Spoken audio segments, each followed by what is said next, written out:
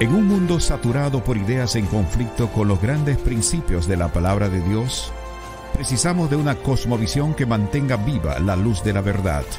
Por eso, presentamos Fe y Sociedad, un programa de análisis de temas de actualidad a la luz de la Biblia con los pastores Héctor Delgado y Dauris Contreras.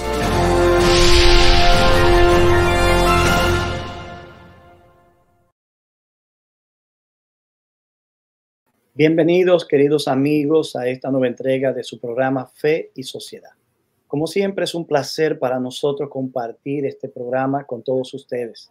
Queremos aprovechar la oportunidad para enviar un saludo afectuoso a todos los fieles oyentes de Radio Esperanza New York y también a todos aquellos amigos que nos siguen a través de las diferentes plataformas sociales. Bienvenido, Pastor Contreras. Gracias, Pastor Delgado. Bienvenido tú también a este programa del día de hoy. Bienvenidos sean nuestros amigos que nos escuchan y los que nos ven a través de estas redes. Que Dios les bendiga grandemente y que el día de hoy podamos seguir creciendo al compartir el tema correspondiente. Y desde ya les anunciamos o les pedimos que por favor puedan compartir el programa con otros, con sus amigos, y podamos seguir gozándonos y aprendiendo un poco más de las discusiones que tenemos cada semana. Bienvenidos sean todos ustedes a nuestro programa Fe y Sociedad para hoy. ¿Qué tenemos, Héctor, hoy? Hoy tenemos un tema, Dauris, que viene a ser el tercero y último de esta serie sobre la educación que hemos estado tratando. Quizá otros temas relacionados a la educación serán abordados más adelante, pero por el momento damos por concluido este ciclo de 3 temas dedicados a la educación. Hoy vamos a estar estudiando los peligros de la educación, los peligros que corren nuestros hijos, los creyentes cuando van a una escuela, a un centro educativo que no es cristiano, que no representa sus valores en términos de fe y quizá también en términos ideológicos. Así que queremos formular algunas preguntas que serán motivo de discusión en esta entrega de hoy. ¿Cuáles son los principales desafíos que enfrenta la educación en el tiempo actual? ¿Qué peligros amenazan la fe de nuestros hijos en las escuelas? ¿Cómo podemos, como padres, lograr que nuestros hijos resistan el impacto de los aspectos negativos de la educación actual? Ese es el tema que tenemos para hoy. Podríamos entonces, Héctor, llamarle a nuestro tema de hoy peligros de la educación secular actual. Así es. ¿Verdad? Podría ser añadirse allí. Y bueno, ya Héctor, tú sabes que la semana que viene ya los estudiantes regresan a clases. Ya terminaron las vacaciones, tienen este último fin de semana.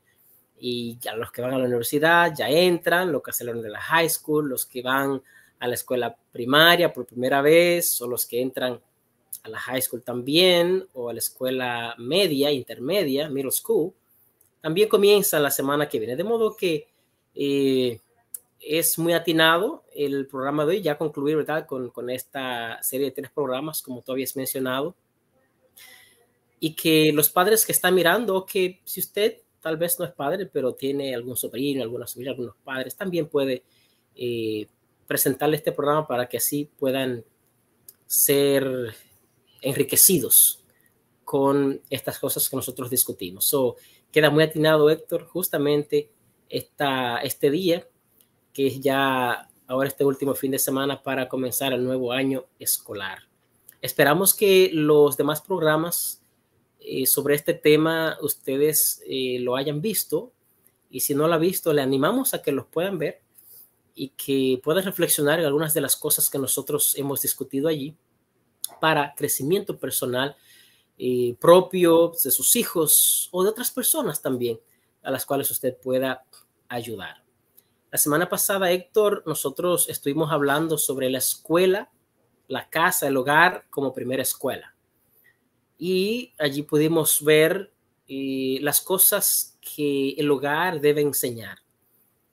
Cuando hablamos de la educación, hoy en el día de hoy decimos peligros en la educación, nos estamos refiriendo a esa educación formal de la escuela secular, de la escuela donde van sus hijos. Y la mayoría de sus hijos, bueno, la mayoría de padres, la mayoría de muchachos van a las escuelas seculares, ya que la educación es gratis. desde el siglo XVIII, XIX, siglo XIX, siglo XX, pues se propuso, ¿verdad?, de que la escuela pública fuera pagada con los taxes, de que hubiera maestros que estuvieran entrenados, que fuera gratis para los estudiantes, ¿verdad? Eso es algo muy bueno porque eso produjo que la sociedad creciera más en conocimiento, aumentara el avance de la ciencia, la tecnología, y pues los seres humanos pues pudieran tener por lo menos en teoría, un grado más alto de desarrollo humano. De modo que eso es importante. Pero hoy llegamos, Héctor, al mundo moderno. El mundo moderno es complejo y esa complejidad está matizada por muchos elementos que de alguna u otra manera afectan la educación. Y nosotros como cristianos que estamos en un mundo, habitamos en un mundo secular, pues también somos impactados por todos esos elementos que afectan la educación. De hecho, estos programas, cuando decidimos elaborarlos, fueron el resultado de una lista de temas que ya teníamos pautados, pero en ningún momento calculamos, Dauri, y quizás tú podrás darte cuenta ahora, que estábamos en un periodo pre-inicio de clases. Sí, así cierto. que vinieron en un momento en el que son muy oportunos los consejos y las consideraciones que estamos haciendo. Claro. A mí me gustaría señalar que todo padre que tiene su hijo, todo padre cristiano, porque este programa tiene un trasfondo cristiano, por eso nuestro programa se llama Fe y Sociedad. Claro. Nos preocupan los temas de interés social, pero que de alguna manera esos temas impactan, salpican la vida cristiana que nosotros tenemos en medio de esta sociedad donde vivimos. Así es. Yo estoy seguro que todos los padres cristianos que no tienen el privilegio de tener a sus hijos estudiando en una escuela, por ejemplo, adventista, nosotros somos adventistas, o en otra escuela, aunque no sea denominacional, pero que también sea cristiana y que también, de hecho, sea una educación pagada. Yo estoy seguro que todo padre está consciente de que sus hijos, al asistir a una institución secular para recibir una educación, aunque es formal, pero que está llena o matizada de muchas ideas y conceptos e enseñanzas de corte político, histórico, sociológico, ideológico, filosófico, si se quiere también. Todos esos elementos que arropan la educación, que estructuran o sirven de marco de referencia a la educación formal, es algo que puede terminar afectando los valores y las creencias que tienen nuestros hijos. Claro que sí. No es de extrañar, Dauris, y quizás tú conoces algunos casos, yo conozco algunos, de hijos que han crecido en hogares cristianos, con padres que lo llevaron siempre a la iglesia, siempre estuvieron ahí para ellos, hacían el culto con ellos, pero que la educación secular los fue enfriando espiritualmente. Claro, y posteriormente, sí, al pasar a realizar estudios de grado más elevado, entiéndase ya a nivel de bachillerato, licenciatura, como se dice en nuestros países, y a nivel de estudio de posgrado, algunos de estos muchachos incluso han optado por el ateísmo cuando fueron personas que tuvieron fe desde el principio y una formación cristiana. Así que, aunque nosotros enviamos a nuestros hijos a las escuelas que no son de nuestra iglesia o que no pertenecen a otros valores cristianos, estamos conscientes que se corre riesgo, que nuestros hijos pueden perder la fe, pueden llegar a la casa sosteniendo ideas que luego serán discutidas con los padres y que ojalá lo sean, y para colmo que tengan padres que estén dispuestos a dialogar con ellos, no a presionar o imponer o a pelear con ellos, sino a razonar y a dialogar con ellos sobre estos asuntos. Así que enfrentamos muchos desafíos en la educación secular. Así es. Es que, Héctor, ya pues hemos introducido esa parte. Tal vez podemos hablar, Héctor, algunos de los desafíos que tenemos en la educación secular. Ya tú mencionaste algo allí. Yo pudiera mencionar tal vez, Héctor, que en la educación hay un desafío de disciplina. Esos son los desafíos que yo encuentro que se puede ver en la educación. Disciplina desde dos perspectivas. Está la disciplina desde la perspectiva de la corrección. Habíamos dicho la semana pasada que a algunos maestros se les hace difícil, es bien desafiante para ellos poder implementar una corrección en el salón de clases. Y yo enseñé, Héctor, por unos 4 años y medio en una de nuestras escuelas aquí en Nueva York, y yo conozco de primera mano los desafíos que tiene un maestro para enseñar. Tremendo. Y estuve también en el sistema público, en una escuela con más de 3,000 estudiantes, pero ya en esa escuela yo solamente daba una especie de tutoría. Y pues yo pude ver de primera mano el desafío que tiene un maestro para enseñar estudiantes. Y observo que mucho de los desafíos que tiene es el asunto de la disciplina. La disciplina desde el punto de vista de la corrección. Por ejemplo, un maestro está enseñando y de los 45 minutos de clase que enseña, yo te aseguro, de 20 a 25 minutos los pasa diciéndoles que hagan silencio, que se estén tranquilos, porque es un desafío. Es un desafío. El segundo aspecto de la disciplina tiene que ver con la disciplina como conducta. Es difícil para los estudiantes disciplinarse, estudiar, hacer una disciplina de estudio, de que aprendan lo que se les está enseñando. Y los maestros tienen ese desafío también, de que un tema tiene que pasar mucho tiempo para explicarlo o se queda a medias y no existe esa disciplina. De los estudiantes, y por ejemplo aquí en este país, Héctor, de los mejores estudiantes son los estudiantes asiáticos. La razón de ello es que ellos son disciplinados. No es que sean más inteligentes que otros estudiantes, no, es que son disciplinados. Y disciplinados en todo el sentido de la palabra. Disciplinados desde el punto de vista conductual y también disciplinados desde el punto de vista de que pues, pueden aceptar la corrección más fácil. Ese es uno de los desafíos que yo veo, Héctor, en la educación. Todo eso cae dentro del elemento de la educación en el hogar. Claro que sí. Que son culturas más propensas al respeto a los demás, a los mayores y a las demás personas. Que son muchachos o niños criados en un hogar donde deben escuchar a sus padres, donde deben un respeto especial a sus progenitores. Cuando mencionaste el primer caso de la indisciplina, lo que le cuesta a un maestro en una escuela o en un aula es lograr la concentración o la atención de los alumnos. Eso me recuerda que en una ocasión yo acostumbraba, Dauris, cuando mis hijos estaban estudiando en la escuela de la ciudad, de aquí de Nueva York, especialmente con el más pequeño, yo acostumbraba a visitar la escuela esporádicamente y permitir que me dejara mirar por el cristal que tenía la puerta hacia el aula. Y en un contexto en el que yo estaba ya decidido a sacar a mi hijo del sistema de educación de la ciudad de Nueva York, yo pedí que me permitieran entrar y cuando yo me paré frente a la puerta, él no sabía que yo estaba ahí y él no tenía concentración porque el aula para mí estaba sobrecargada de muchachos. Tenía más de lo que debían estar ahí. Pero el hecho es que había un comentario tirando papeles, jugando, uno se tiraba una cosa, uno se paraba, el otro se reía y él no podía prestar atención y yo observándolo a la distancia. Y ese día yo dije, mi hijo no puede seguir aquí. Y yo me puse a pensar y pensar, Dauri, que el profesor estaba dando la clase y escribiendo en la pizarra. Para mí, yo percibí que el profesor dijo, bueno, estos muchachos no van a hacer caso a nada, pero yo voy a hacer mi parte.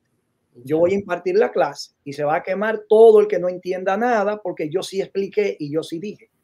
Así que ese día yo tomé una decisión importante en mi vida que quizás retomaremos más adelante, porque ahora vamos a ir a nuestra primera pausa y vamos a continuar tan pronto regresemos con este importante tema de hoy, los peligros en la educación. Adelante. Estás escuchando Fe y Sociedad, un programa de análisis de temas de actualidad a la luz de la Biblia.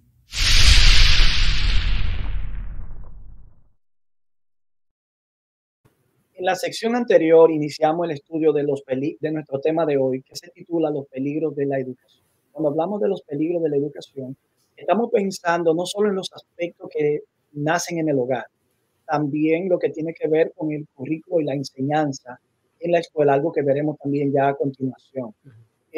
Pero también tenemos que pensar en que los peligros de la educación son endémicos en un sistema que no tiene los valores que nosotros tenemos como cristianos.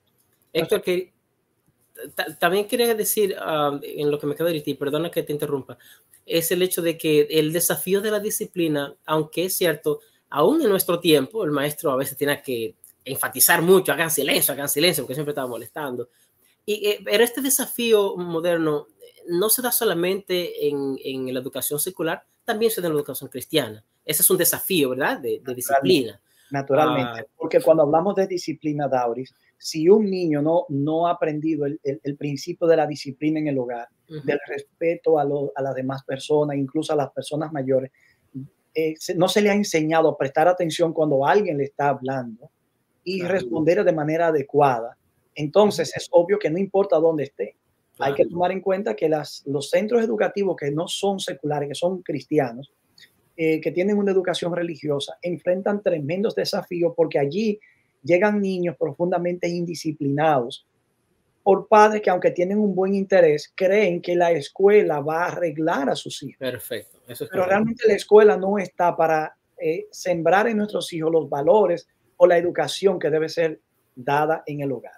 Dauris, antes de que podamos continuar analizando algunos datos, me gustaría señalar que hay ciertos datos estadísticos muy preocupantes en lo que respecta a la educación en Estados Unidos post pandemia. Ya no es la primera vez que se viene hablando de esta situación. En el 2010, por ejemplo, se publicó o salió a la luz una película documental llamada Waiting for Superman, que la voy a mencionar más adelante. Y ya en esa película se lidiaba con la crisis de la educación en el sistema educativo de esta nación. El 24 de octubre del 2022 se analizó esta información. Estoy hablando del año pasado, específicamente en menos de un año. Dice que los niveles de educación en Estados Unidos retrocedieron 3 décadas a raíz de la pandemia del COVID-19. Sí, Héctor, pero quiero decirte que eso no fue solamente en Estados Unidos, en muchos otros países. Fíjate, si eso pasó en los Estados Unidos, donde hay tanta tecnología, donde supuestamente, no supuestamente, están las mejores universidades, si eso pasó aquí en un país desarrollado, imagínate ahora los países con menos acceso a una tecnología, con menos acceso a una buena educación, ¿qué habrá sido en esos países? Una de las áreas que fueron más afectadas en este retroceso, en lo que respecta aquí a Estados Unidos, donde estamos, tiene que ver con los conocimientos de matemáticas. Y además se le unió a eso un retroceso en la agilidad de lectura. Y este retroceso en la lectura no se veía desde 1992. Pero cuando tú piensas que hay un retroceso de 3 décadas, implica que a pesar de la tecnología que hay aquí y los medios que permitieron una educación remota a distancia, aún así el impacto fue tremendo. Los estudiantes de 8º grado en ese contexto fueron los que tuvieron los peores resultados, ya que el 38%, según algunos datos estadísticos, tenían un conocimiento que podía considerarse por debajo de lo básico en lo que a matemáticas respecta. Wow, tremendo. Y eso es así, y como dije ahorita, no solamente aquí, sino en otros lugares. Ese documental de Waiting for Superman, tú dices que analizaba la situación de la educación, y eso fue hecho ¿cuándo? ¿En qué año fue que tú me dijiste que fue hecho? En el año 2010. Ahora imagínate, 2010, si eso estaba en ese tiempo así, imagínate ahora después de la pandemia, que esta pandemia trajo lo que, bueno, siempre se menciona un new normal, o sea, una nueva normalidad. Al punto de que muchas cosas ya no serán iguales. O sea, antes de la pandemia y después de la pandemia. Muchas cosas ya no van a regresar a como eran antes. Uno de los datos que se analizaba cuando esta película se hizo, película documental, es que 10 años después, es decir, se estimaba que para el 2020, en Estados Unidos, el doble de los empleos calificados y bien remunerados no iban a estar en manos de estadounidenses.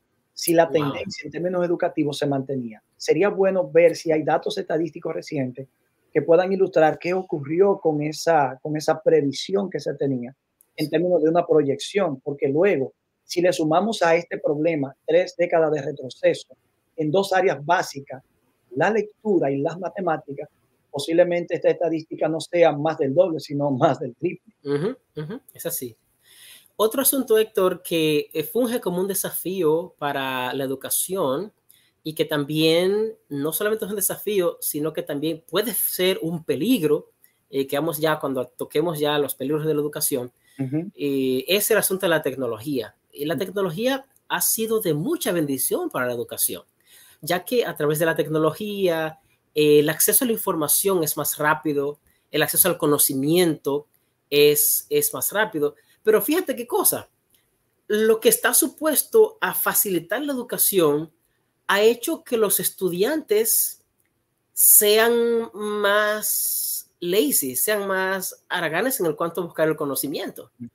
A veces veo algunos videos de alguien que hace preguntas, por ejemplo, en un campus universitario fuera, y hace preguntas fáciles, Héctor, a estudiantes de universidad. El otro día vi yo a alguien haciendo la pregunta, haciendo una encuesta. ¿Puedes mencionar 3 países aparte de los Estados Unidos? A un universitario, Héctor. Y no pudieron mencionar 3 países fuera de los Estados Unidos. ¿Qué fue lo que mencionaron? Utah. Mencionaron Utah. Utah es un estado de aquí, no es un país.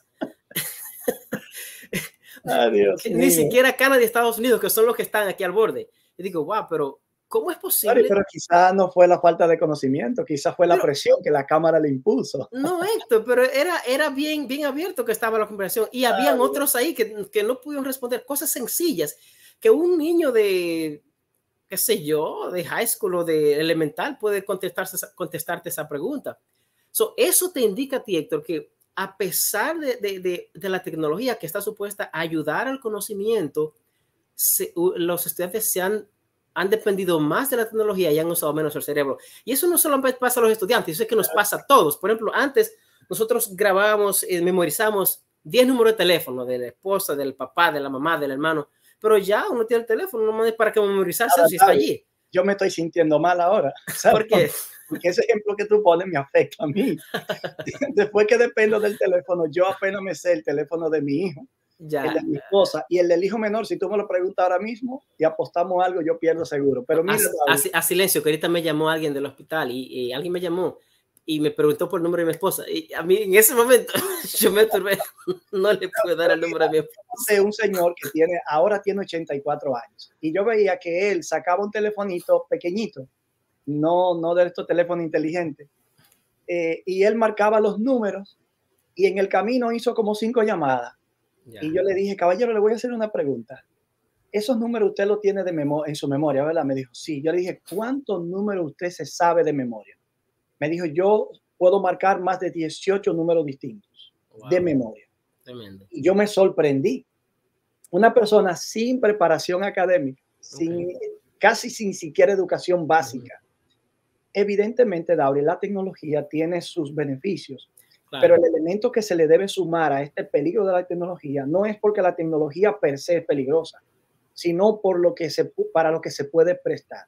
Claro. Yo conozco el caso de un joven que se inscribió en un centro educativo aquí en Queens, y la inscripción incluía aparte un costo de casi $1,000 por un equipo, una tableta que iba a tener para poder tomar las clases, estudiar desde casa, subir tareas, interactuar con los demás estudiantes. Y el gran problema era que los jóvenes, y no solo eso, vivían buscando la manera de burlar las limitaciones que tenía la conexión de internet para jugar con la tableta. Ya tú ves. Así que este problema del entretenimiento es lo que a través de la tecnología viene a ser, más que un peligro, uno de los grandes desafíos que tiene la educación hoy para ayudar a los jóvenes o a los estudiantes a tener un desarrollo académico adecuado. Claro, y es así. Y ahora, Héctor, ahora es que esto se va a dañar con la creación de la inteligencia artificial. Ahora es que eso se va a complicar más, porque estamos pensando menos, estamos usando menos nuestra capacidad divinamente otorgada, y una máquina lo está haciendo por nosotros. Y eso es un desafío que hay en la educación. El exceso de entretenimiento que hay ha hecho que sea más difícil llevar a cabo la tarea de la educación. Sí. Ahora vamos tal vez a pasar ahora a los peligros per se de la educación. Esos eran uno de los desafíos. Y claro, esta última parte, aparte de ser un desafío, también podría ser un peligro para la educación. Ahora, pensemos, por ejemplo, en los desafíos que el ChatGPT ya está causando. Leímos recientemente sobre una universidad que tiene que rechazar un trabajo, estamos hablando de trabajo de posgrado, porque los profesores descubren que el trabajo, el ensayo que se ha presentado fue hecho en ChatGPT. Ya. Entonces, también recuerdo haber visto una emprendedora, ella es coreana, nacida en Argentina, no recuerdo su nombre, es muy popular ella en YouTube, hace presentaciones y ella complació a sus padres por los criterios culturales en la carrera que los padres querían que ella tuviera, pero finalmente ella descubrió que lo que quería era hacerse empresaria y luego ayudar a otros a desarrollarse en el ámbito empresarial.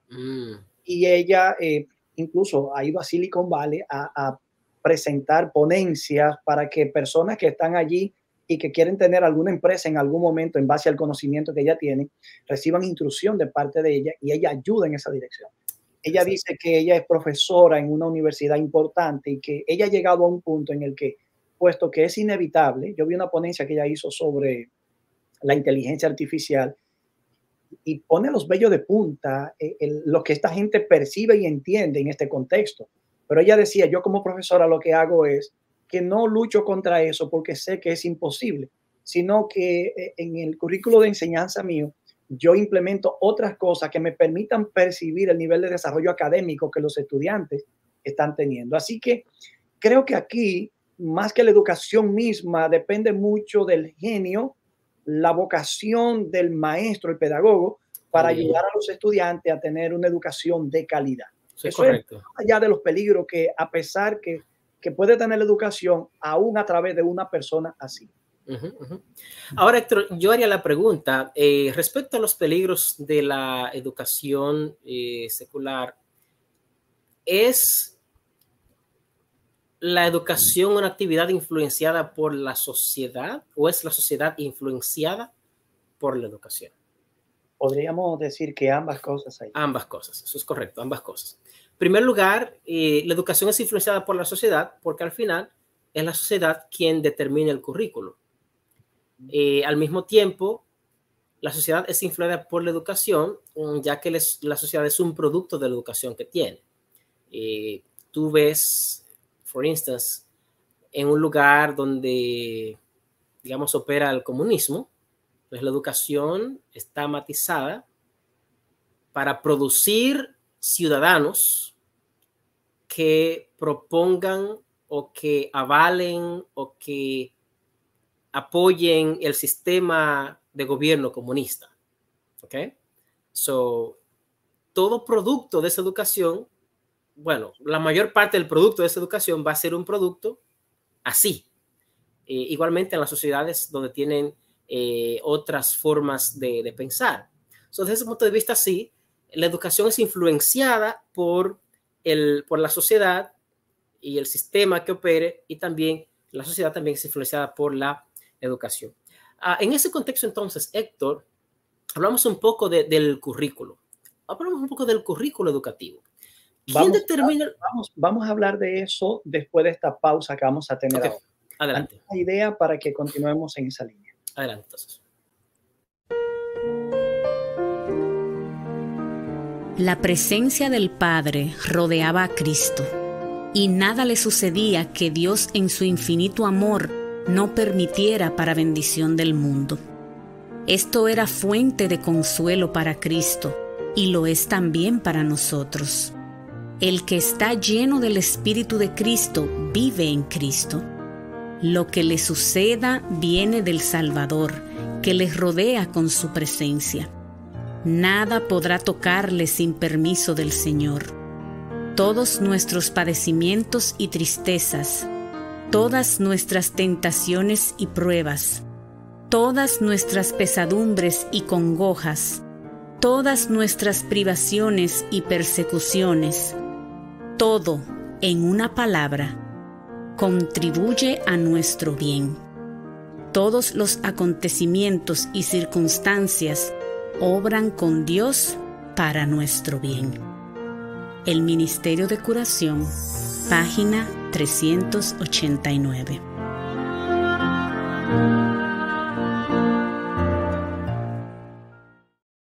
En la sección anterior estuvimos conversando sobre los desafíos de la educación.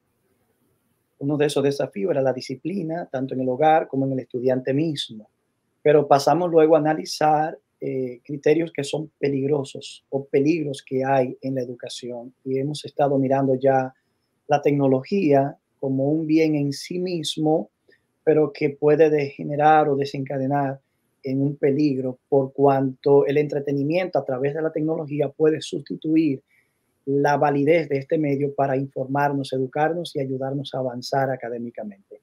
Dauri había comenzado a hablar o trató de iniciar hablando de otros peligros que tenemos y quiero continuar en esa línea, Dauri. Por favor, danos la idea que tenía antes de la pausa. Gracias. Te decía, Héctor, sobre el currículo. ¿Quién establece el currículo? Cuando estudiamos hace 2 semanas sobre las diferentes teorías de educación, que las más influyentes del siglo XX, pues fueron la progresista, la perennial y la conductual, que esas fueron las 3 escuelas que más influyeron. Una de las cosas que decía, por ejemplo, los perennials, es que como el conocimiento era general, debía haber una uniformidad en el conocimiento que se daba y que los mismos conocimientos que fueron dados durante siglos y que fueron probados a través del tiempo, no era momento ahora para cambiar esas cosas para que los estudiantes decidan qué van a aprender, sino que esos conocimientos pues debían seguirse dando en todo el mundo, y no solamente acá, sino que hubiera una uniformidad en ese sentido, de que, por ejemplo, si hay un currículo de matemáticas, ese currículo se aprende aquí, se aprende en tu país, se aprende en Europa, se aprende en la China, de modo que cuando un estudiante viene de un país y viene a este país y está en 5º grado, yo sé que aquí es un poco diferente porque aquí es por la edad, aunque estés avanzado allá, aquí te bajan un grado si no tienes la edad para ese grado, pero el conocimiento general que se da allá es el mismo conocimiento que se da acá. So, esa filosofía, esa escuela perennial, esa teoría, pues, propugnaba eso. Ahora bien, en el currículo, de forma general, tenemos las 4 materias básicas, que son matemática, la lengua que hablas, si es español, español, si es inglés, ciencias sociales y las ciencias naturales. Esas son las 4 materias básicas de conocimiento común que son enseñadas. Y pues todo currículo escolar pues contiene esas 4 desde los grados que hay que tener sus grados. Después de allí hay otros elementos, otras cosas que se añaden dependiendo de quién dirige el sistema educativo. Y bueno, entonces ahí entonces ya va a quién determina el currículo completo de un sistema educativo. En este caso, ¿quiénes dirigen? ¿Quiénes son los que dirigen? Por lo general, Héctor, tú te das cuenta que quienes dirigen el sistema educativo, a pesar de que son educadores, pero muchas veces son simplemente administradores políticos. Y como son administradores políticos, muchas veces ese currículo, aún con todas las reuniones que puedan haber, con expertos de diferentes áreas, de las matemáticas, del idioma o de las lenguas, siempre hay entes políticos que entran y que determinan mucho de lo que se enseña. Cuando sea que, digamos, aquí se oraba en las escuelas y se estudiaba la Biblia, porque sabes que la educación, pues primero en la educación cristiana, como es la herencia occidental, es un cristianismo. El cristianismo es la herencia occidental en todos los aspectos, incluso en la educación. Y digamos que alguien propuso que eso se estudiara, la Biblia, pero después se sacó de que eso no fuera parte del currículo o que la oración no fuera parte de lo que los estudiantes hacían. Hoy día, por ejemplo, está en el mismo peligro ahora la misma nacionalidad. Hay fuerzas, por ejemplo, que propugnan que en los Estados Unidos o que no se cante el himno de la nacional o la bandera, por muchos elementos que han entrado, muchas ideologías que han impactado el sistema educativo, y entonces de alguna manera eso ha afectado lo que se enseña. Bueno, debemos recordar, Dauri, que en ese contexto las ideologías necesitan un espacio. Y los gobiernos, cuando ejercen una administración en particular, por ejemplo, en este país, tanto los republicanos como los demócratas son los que van gobernando esta nación. Ahora estoy yo, ahora está tú, mañana estaré yo de nuevo, o estará el otro partido. Lo cierto es que cada partido tiene su agenda política. Eso es correcto. Tenga o no tenga razón, necesita un medio para proyectar esa agenda. Y eso es lo que nosotros estamos mirando. ¿Qué tanto gobierna más un partido que otro? ¿O qué tanto políticamente se la ingenia para lograr mayor avance? Eso terminará impactando. Por eso que nosotros pensamos que la educación contiene peligros potenciales, porque allí donde se están peleando esas batallas ideológicas, allí están nuestros hijos, en medio del fuego cruzado de todas esas ideas que se están enseñando. Y yo iría tal vez un poco más lejos, Héctor. Yo iría a lo que hablamos el otro día, cuando hablamos sobre la Agenda 2030. Si, por ejemplo, hay una forma de pensar que abarca todos los países del mundo y que al final termina con nuestros niños, es evidente que un currículo va a estar matizado por muchas decisiones que se toman allí. Bueno, en un aspecto ya más amplio, no solamente local del país, sino global.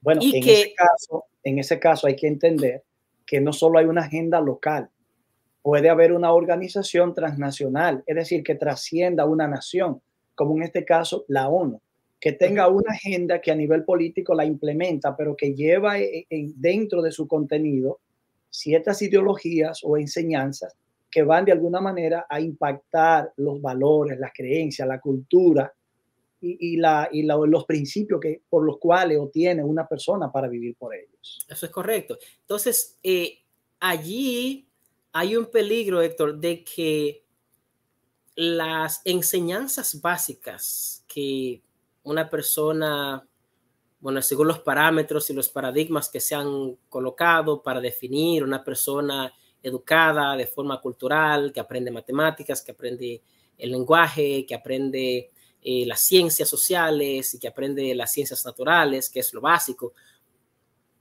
Aún esas cosas pueden ir matizadas con estas ideologías, que al final son determinadas por fuerzas que tienen una agenda en sí. Y la educación es el medio para transformar una sociedad.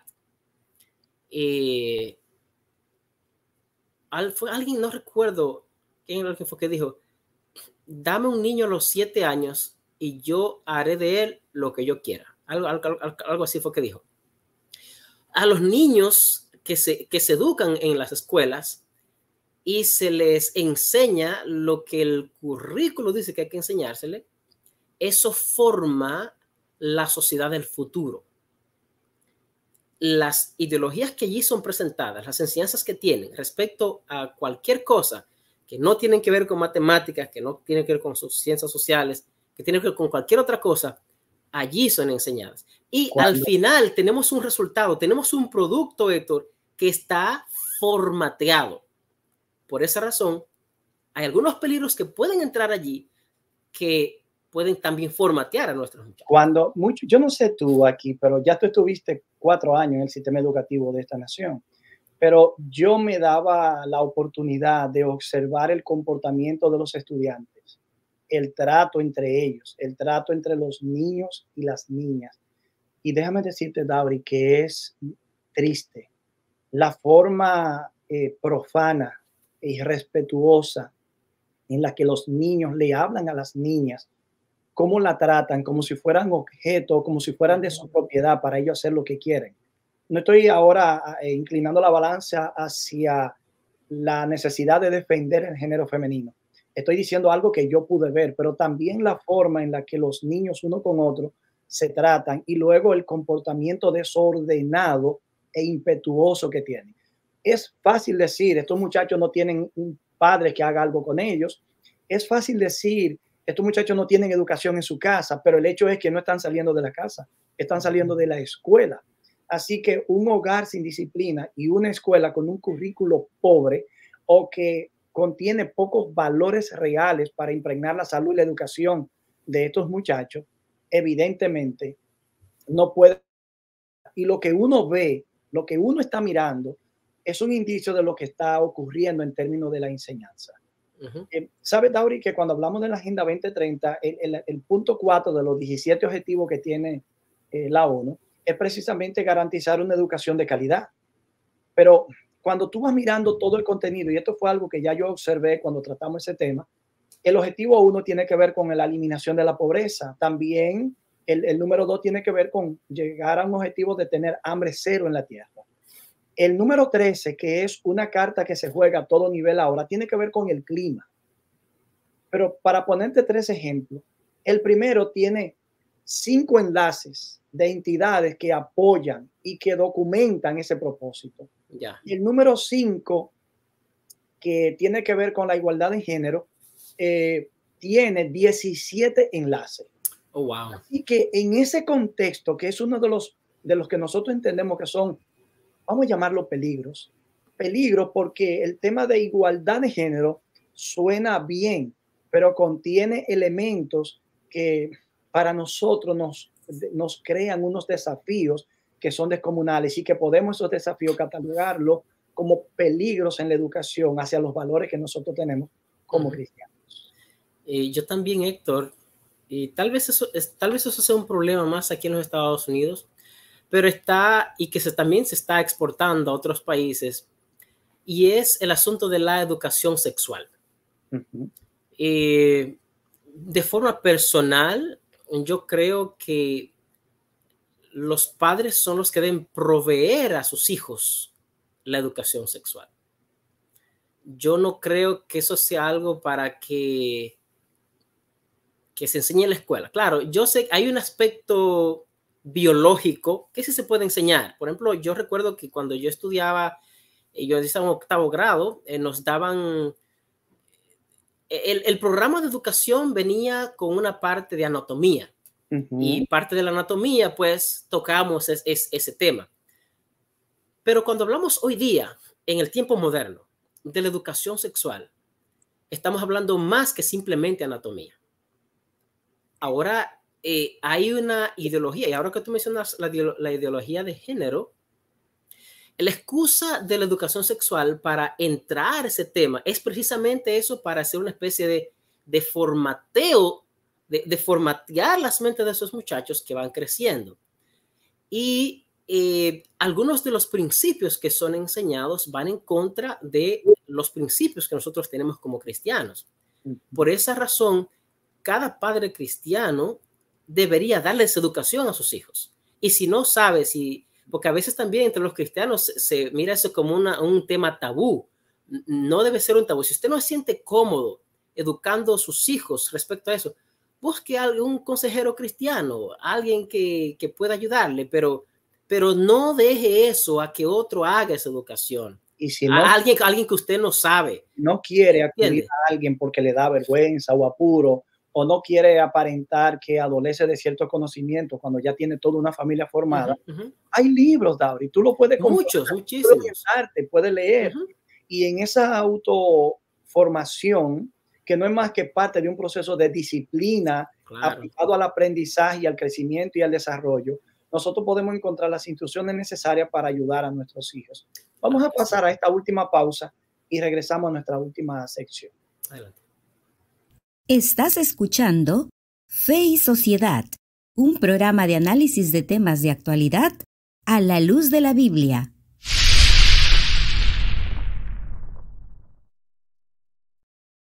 Ya que mencionamos la ideología de género, a mí me gustaría en este programa aportar algunos detalles que creo que pueden evidenciar cómo hemos llegado a donde estamos. De hecho, dentro de los objetivos de la igualdad de género, que es el objetivo número 5 que tiene la Agenda 2030 de la ONU, el objetivo tiene parte de este contenido que dice: la igualdad de género no solo es un derecho humano fundamental, sino que es uno de los fundamentos esenciales para construir un mundo pacífico, próspero y sostenible. Cuando ellos hablan de la igualdad de género, están pensando también en muchas cosas, pero están pensando en otras que nosotros no tendríamos problemas con ellas. Por ejemplo, eliminar todas las prácticas nocivas como el matrimonio infantil, el matrimonio precoz, el matrimonio forzado, la mutilación genital femenina, que no es más que una especie de circuncisión femenina.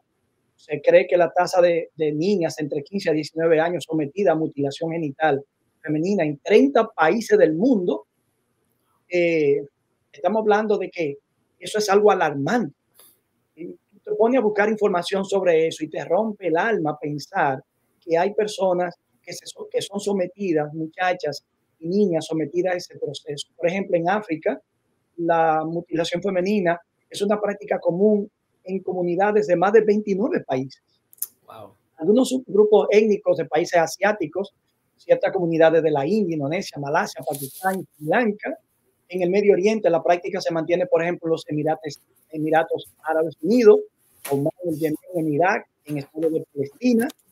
En Europa del Este, en Georgia y la Federación Rusa, cualquiera no cree que eso ocurre, pero también en un país ya latino, América del Sur, Colombia, Panamá, Ecuador y Perú, todavía la circuncisión femenina se sigue practicando, pretendiendo limitar la posibilidad de enfermedades. Se están provocando enfermedades peores, también tratando de privar de cierto placer sexual a la mujer por asuntos culturales o religiosos. Todo eso ocurre. Pero cuando hablamos de ideología de género, Dauri, me gustaría añadir algo más ahora. Y es que la ideología de género no es una teoría científica, es una idea de un grupo de personas. Claro, ese grupo de personas es poderoso, tiene muchos recursos y por lo tanto tiene muchos medios de comunicación en las manos. Por lo tanto, tienen la forma de adoctrinar a toda una comunidad. Es la idea, por ejemplo, cuando hablamos de ideología de género, estamos pensando en personas que no nacen con un género masculino o femenino, porque se cree que eso es una construcción social y cultural. El concepto, por ejemplo, estaría refiriéndose también a que cada uno puede construir su género como quiera, aún los niños y los adolescentes menores de edad. Que la ideología de género es un sistema de pensamiento de carácter filosófico. Claro, claro.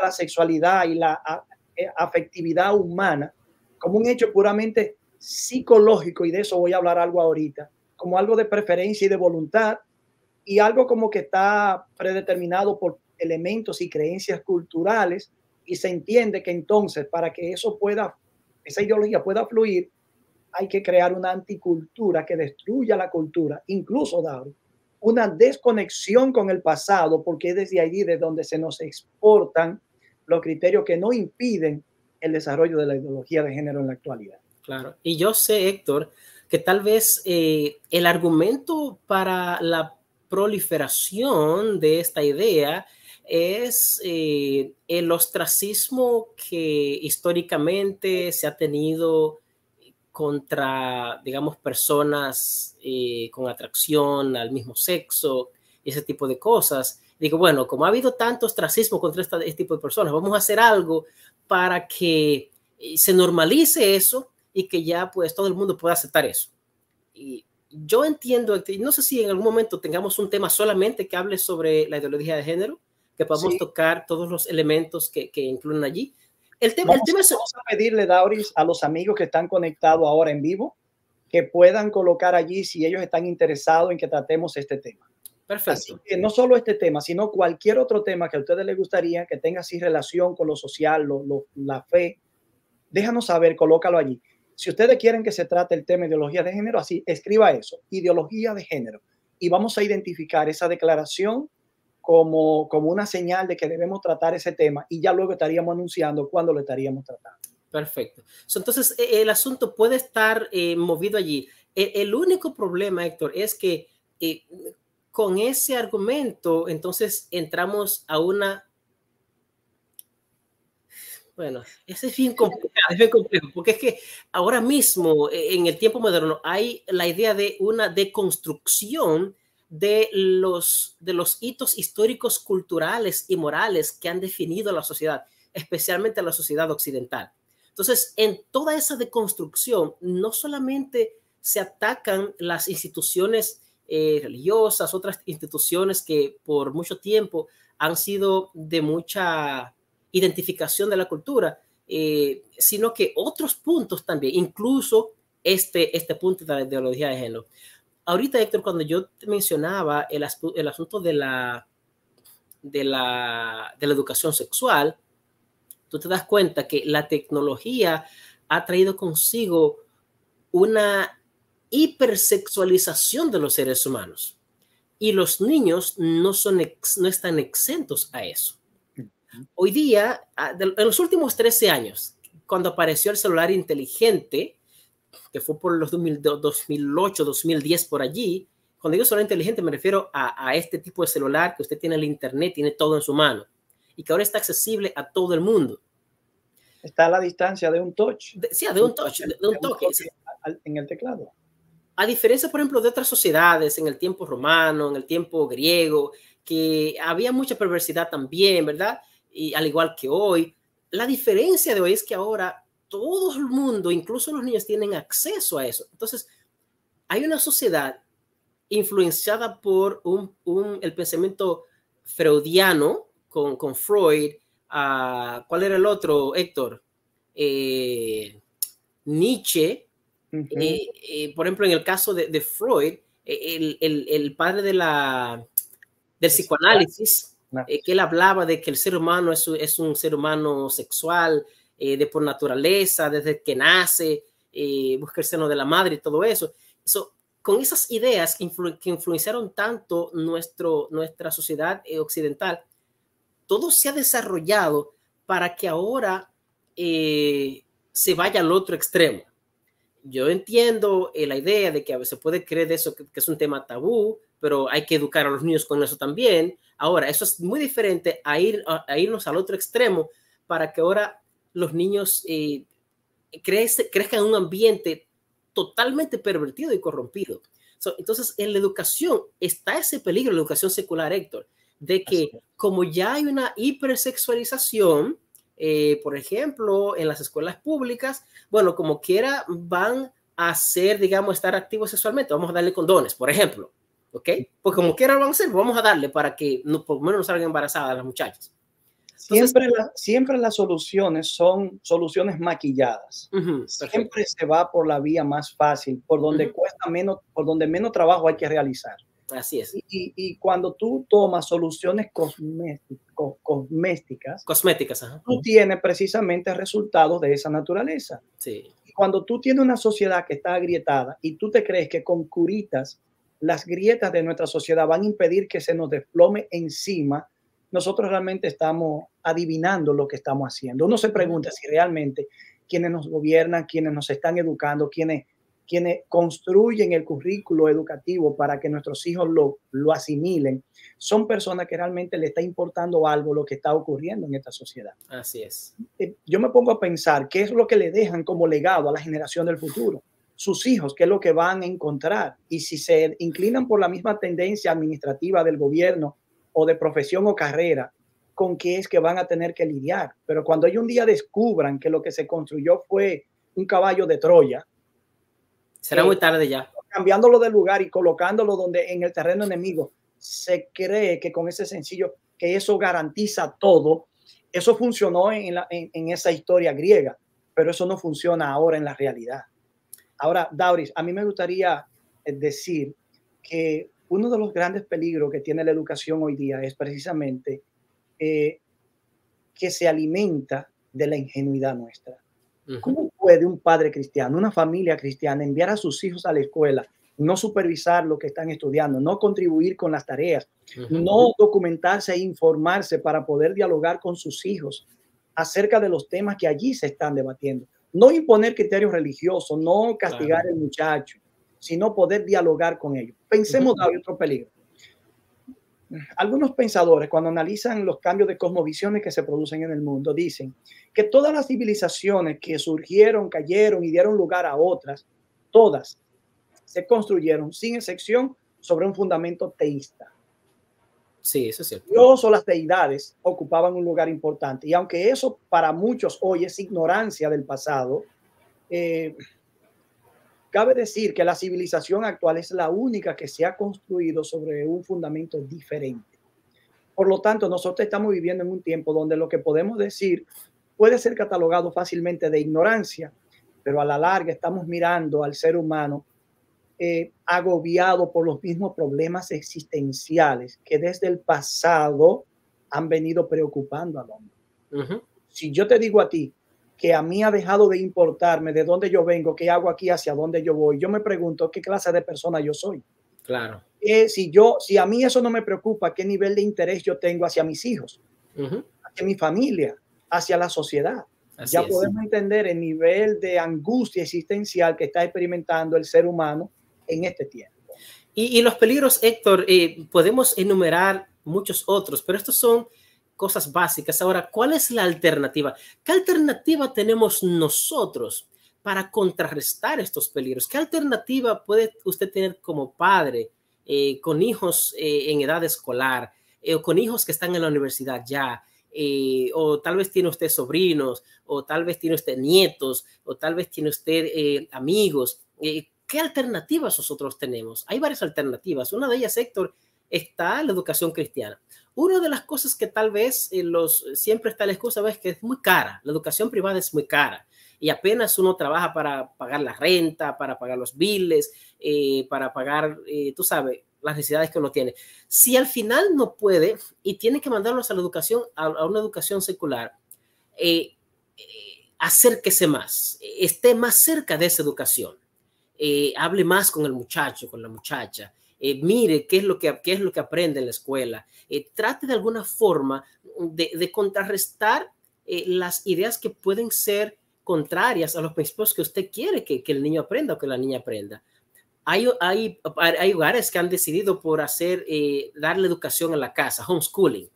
Es un poco más difícil cuando los dos padres trabajan, pero hay a los que pueden, han hecho eso. Como han visto todo lo que ha pasado, es una educación legal, lo pueden educar en la casa y hay muchos que han optado por esa. De hecho, según he escuchado, los jóvenes que se educan en el hogar tienen un nivel como de coeficiente o de conocimiento más desarrollado que muchos que estudian en sistemas educativos normales. Ya. Son datos interesantes. Pero también, Dauri, existe la realidad de que tarde o temprano ellos van a tener que formarse académicamente a nivel de posgrado fuera de la casa. Claro, eso significa que los valores deben sembrarse con determinación. El padre, la madre debe ser un padre, una madre más presente, menos ausente. Debe formar más parte de los procesos de crecimiento y desarrollo y formativo de los hijos. Pensemos, por ejemplo, recientemente una madre se me acerca y me dice: pastor, estoy preocupada con mi hijo. Este va a ser el segundo año donde la escuela donde él asiste, esto se ha convertido en una feria LGBTQ totalmente allí. Yo estoy preocupado por mi hijo. ¿Qué podemos hacer? Yo no puedo pagar tanto, ya llamé al colegio, pero siempre hay algo que se puede hacer, David. Claro. Hay algo. Y déjame decirte, David, que para la gloria de Dios, ese jovencito el año que viene está en un centro académico adventista. Gloria a Dios. Quiero pedir a los padres que indaguen, se informen, pregunten, toquen puertas. No esperen que Dios le envíe del cielo como un pedazo de pan que cae sobre tu mesa para que tú puedas comer un alimento espiritual que te sostenga. Tenemos que lidiar con esta realidad. Dauri, el tiempo se nos ha ido en el programa. Al final, Héctor, el mensaje es el tema de la semana pasada. Es en el hogar donde tú tienes que preparar a tus hijos para la sociedad. Tienes que preparar a tus hijos para lo que está allá afuera, para lo que él lucha, las cosas que le bombardean. Y si tú no te sientes preparado, busca, infórmate, pide ayuda, pero no dejes que tus hijos se pierdan, pudiendo tú tener los medios para que él sea salvo. Voy a terminar hoy con un testimonio breve. Cuando yo decidí sacar a mi hijo menor del sistema educativo de la ciudad de Nueva York, yo tenía un colegio adventista a menos de 2 kilómetros de donde él estudiaba. Y angustiado por lo que yo veía que estaba ocurriendo allí, decidí tomar la decisión de poner mi hijo en una escuela adventista. Lo cierto es que los números que yo producía en ese entonces en términos económicos no me daban para pagarle. Pero yo puedo dar un testimonio interesante. Desde que yo tomé esa decisión por mi hijo, el Señor me aumentó por mucho la producción. Y yo pude pagar el colegio y pude educar a mi hijo en un centro adventista. Eso no quiere decir que tengo el hijo perfecto, el hijo ideal, pero por lo que uno ve en el desempeño y desenvolvimiento de la vida de ellos, te das cuenta que lo que hiciste valió la pena. Hay padres que darían cualquier cosa por recuperar a un hijo que perdieron, por no haber invertido en ello el tiempo y la condición y la educación necesaria. Por favor, toquemos puertas, informémonos, llame a su pastor, llame a un centro adventista, pida ayuda, pregunte por las opciones. Y con eso le decimos que será entonces hasta la próxima entrega. ¿Alguna pregunta, algún tema en particular? Escríbenos al email que estás mirando en la pantalla, feisociedad7@gmail.com. Por favor, escríbeme y hazme llegar. Será hasta la próxima entrega. Que Dios les bendiga. Hasta la próxima entrega. Que Dios te bendiga.